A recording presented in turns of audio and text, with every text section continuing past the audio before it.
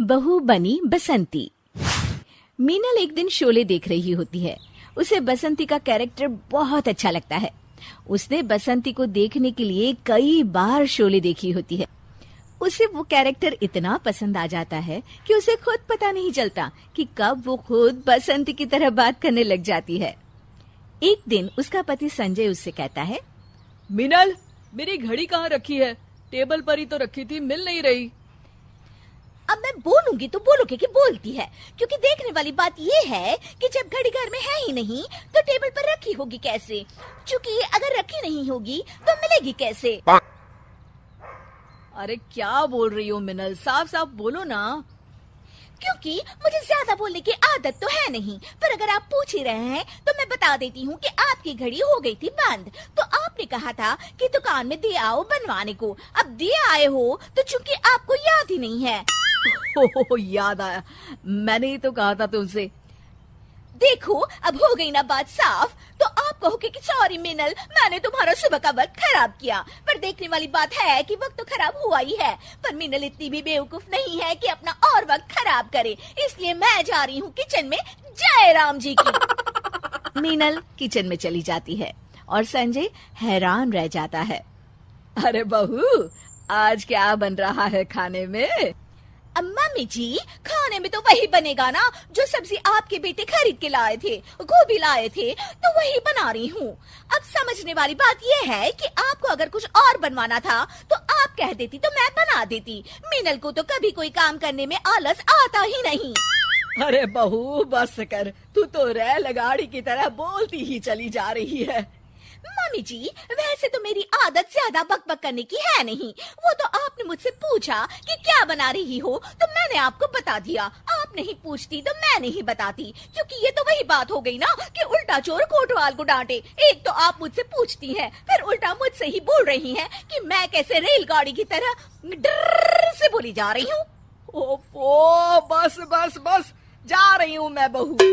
हाँ तो जाइए ना, मैंने थोड़ी ना आपको रोक कर रखा है कि रुकिए मेरे साथ बातें करिए।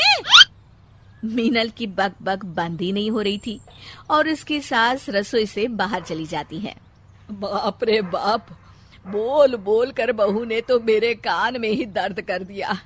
लगता है कि इसमें बसंती की आत्मा आ गई है।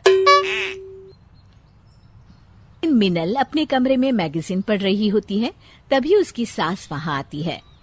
अरे मम्मी जी, आज आप इस वक्त मेरे कमरे में, वैसे मुझे कोई प्रॉब्लम तो नहीं है, पर आप इस वक्त सो रही होती हैं, तो इसलिए मैंने पूछा, वरना मेरा कोई ऐसा इरादा नहीं था। क्योंकि आप सास हैं, आप कभी भी कहीं भी आ जा सकती हैं। ओफो, बस भी कर बसंती, मेरा मतलब है मीनल, और मेरी बात ध्यान से सुन। हाँ मम्मी जी, मैं कब आपकी बात ध्यान से नहीं सुनती। अरे संजय के जन्मदिन के लिए मैं और तेरे ससुर उसे एक सोने की चेन देने की सोच रहे हैं। क्या लगता है तुझे, पसंद आएगी ना उसे ये गिफ्ट? क्योंकि सोचने वाली बात ये है कि इन्हें मैंने कभी सोने की चेन पहने तो देखा नहीं। अब देखा नहीं तो पता कैसे चलेगा कि इन्हें चेन पसंद आएगी या नहीं आएगी। ओफो, बंद करना अपना ये रेडियो प्रोग्राम। बस मैं तुझे बताने आई थी कि उसके जन्मदिन के लिए ये सरप्राइज है, तो तू उसे बताना मत, ठीक है?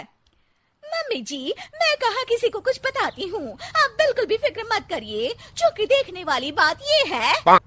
हाँ, वो जो भी बात है ना, मुझे नहीं पता करनी। मैं जा रही हूँ जय राम जी की। जय राम जी की। पूरा परिवार साथ बैठकर नाश्ता कर रहा होता है और संजय फोन पर न्यूज पढ़ रहा होता है।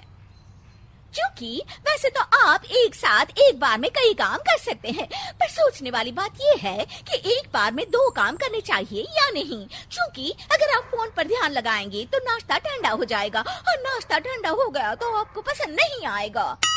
अच्छा, ठीक है, रख दिया मैंने फोन। बस तुम शुरू मत हो जाओ फिर से। मैं तो न्यूज में देख रहा था कि सोने के रेट कितने बढ़ गए हैं। हाँ बेटा, महंगाई बढ़ रही है ना। मीनल सोने की बात सुनकर रसोई से बाहर आ जाती है। हाँ, सोने के रेट बढ़ तो गए हैं, पर सोचने वाली बात यह है कि क्या अभी भी लोग सोना खरीदेंगे, और अगर वो सोना खरीद रहे हैं तो फिर क्या फर्क पड़ता है। अब जैसे कि मम्मी जी हैं जो आपके जन्मदिन के लिए सोने की चेन बनवा रही हैं। धत्तिर की। सोने की चेन मेरे जन्मदिन के लिए? सास और ससुर मीनल की तरफ देखकर अपना सर पकड़ लेते हैं। क्योंकि अब सोचने वाली बात यह है कि गलती तो मुझसे हुई है, तो माफी भी मांग ही लेती हूँ, पर सवाल ये उठता है कि माफी मिलेगी या नहीं। नहीं मिलेगी, नहीं मिलेगी, नहीं मिलेगी माफी। मीनल के बसंती बनने के चक्कर में हो गया बर्थडे सरप्राइज का सत्यानाश।